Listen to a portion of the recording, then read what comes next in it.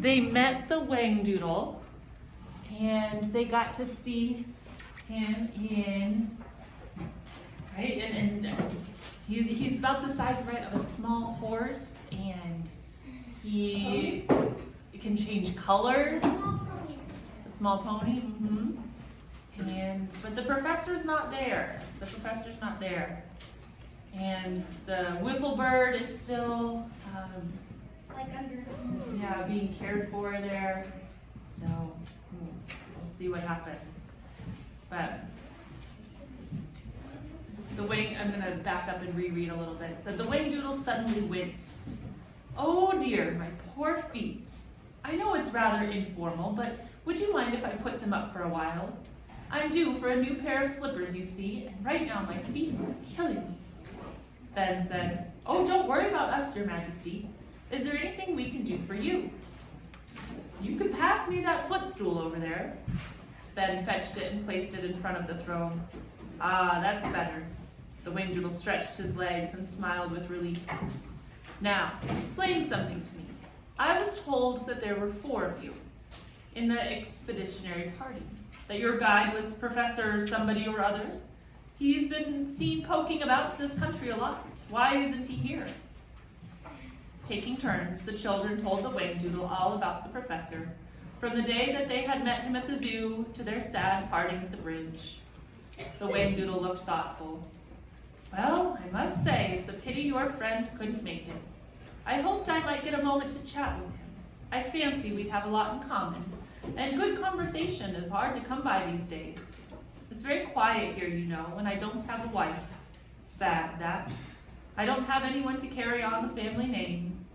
Makes me very blue sometimes. Pale blue." He changed back to the appropriate color. Lindy said, "You would like the professor, Your Majesty. He's the nicest person in the whole world next to Mommy and Daddy. Is there any way you could come help him get here? He wants to meet you so very badly." "I'm sorry, but there is nothing I can do. He had exactly the same chance as you. You saw the bridge. He didn't. I can't provide him with a new imagination, can I?"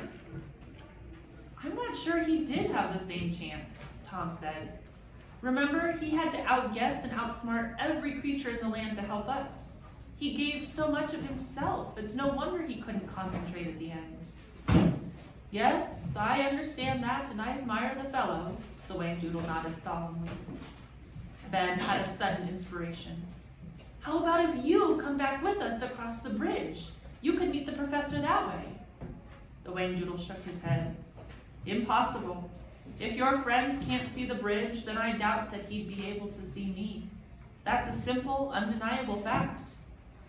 There was a moment's silence in the beautiful white room. Then Lindy said in her clear, practical voice, "You know, the really sad thing about all this is that the professor could have come here.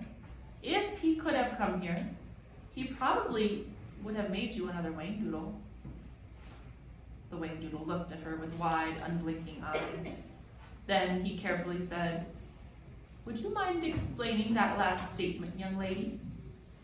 "Well, you see, he's a professor of genetics. You know, he can make life. He told us he could." She gave a matter-of-fact wave of her hand.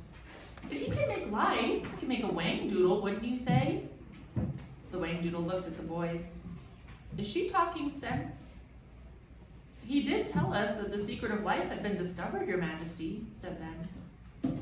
"He told us that we had a great responsibility on our hands," added Tom. "I would say so," replied the Whangdoodle, raising his eyebrows. He looked stunned. "Well, well, well, what an incredible fellow your professor must be. It is indeed a shame that we could not meet." Lindy said, "He could be rested by now. If we helped him, he might just be able to make it across the bridge."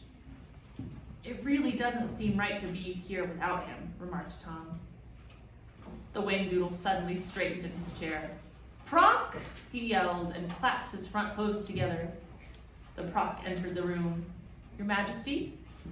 "Come here, old fellow. Something rather interesting has come up. Excuse me, Potters, just for a moment." The Whangdoodle got up and limped with the Proc to one of the tall windows where they stood in quiet, close conversation. Lindy tugged on Ben's sleeve. What do you suppose is going to happen? She whispered. I don't know. Wouldn't it be great if the professor could somehow get here after all? Oh gosh, my stomach just went all funny. Mine too, said Tom.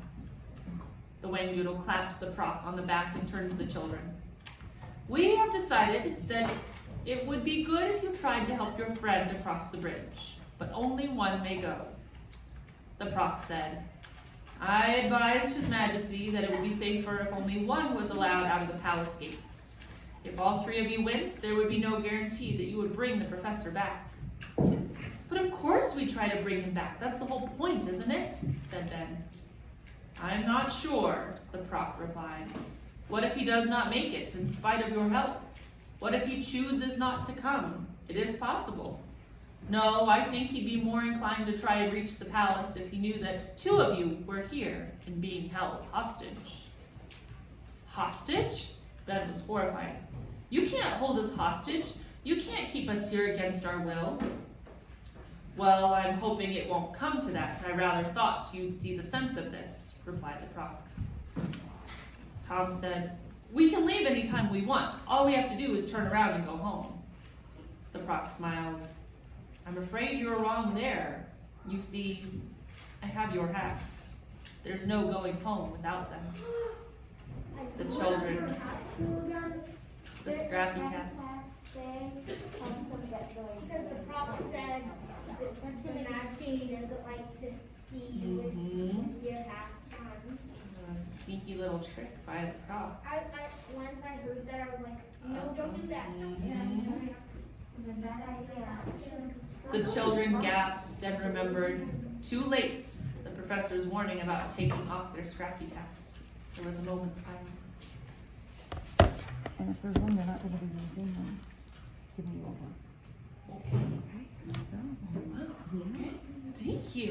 Thank you, Miss Michelle.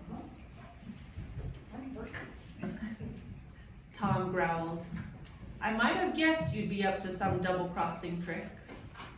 The Whangdoodle interrupted brightly. Oh, now let's not get in a tizzy. There hasn't been a tizzy around here in years. Have some more wodge and let's discuss this in a civilized manner. Proc, you silly old thing, you do lay it on a bit thick sometimes. This all seems very simple. He looked at the children. You want your professor to meet me. I am most anxious to meet him. The surest way to get him here is for two of you to remain and one of you to go. And that's all there is to it. Now, which one of you will it be? Lindy turned to Ben. Ben glanced quickly at Tom. The Proc leaned across the throne and whispered, Might I suggest the little girl, sir? Really? The Whangdoodle looked surprised. She seems to have the brightest imagination, Your Majesty. Ah, of course. He nodded in understanding. Ben stepped forward. We think Lindy should go, Your Majesty. Very sensible. The Whangdoodle was pleased. Proc, escort the young lady to the bridge, will you? Hey, wait a minute, Lindy protested. I can't cross that big bridge all by myself. What if that awful bird comes back to get me? The Whangdoodle reassured her. I give you my solemn promise that the gyroscatus will not bother you. She turned to the boys. Do I have to do this? Must it be me? Lindy, if anyone can convince the professor to cross that bridge, it's you. He'll listen to you. Ben placed his hands on her shoulders and looked at her solemnly. Think how important this is to the professor. Remember all that he has done for us. Can you be very brave and do this for him? Tom said. Remember Halloween, Lindy. You were terrific then. Crossing a bridge is nothing compared to all the things we've been through lately, added Ben. Lindy thought about it.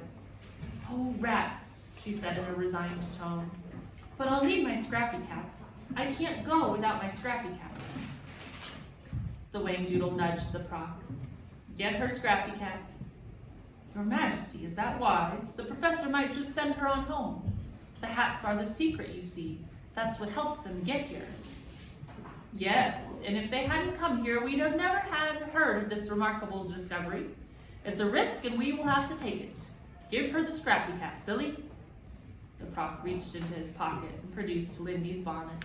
She put it on. The Whangdoodle rose from his chair. Miss Potter, I cannot begin to impress on you the importance of this mission. If you can help your friend to cross the bridge and return to the palace, you will be doing both me and my country a vital service. His coming here could be the most significant thing to happen to us in a long, long time. He produced a beautiful gold ring. Take this ring with you and show it to your professor. It may help. Lindy gulped. Goodbye, everyone. She reached for the Proc's hand. They walked through the courtyards and the gardens and back to the bronze gates. The Proc swung them open wide. Lindy's heart sank as she gazed out at the long silk span that stretched in front of her. It seemed a tremendous distance to the other side. I wish I didn't have to do this, she said in a small voice. The Proc was surprisingly gentle. I'll stand right here and wait for you. There is no need to be afraid. You couldn't come with me? I'm afraid not. I don't think the professor would be able to concentrate if I were around. Okay, well, here I go. Lindy took a deep breath, grasped the silk handrails firmly, and began to walk.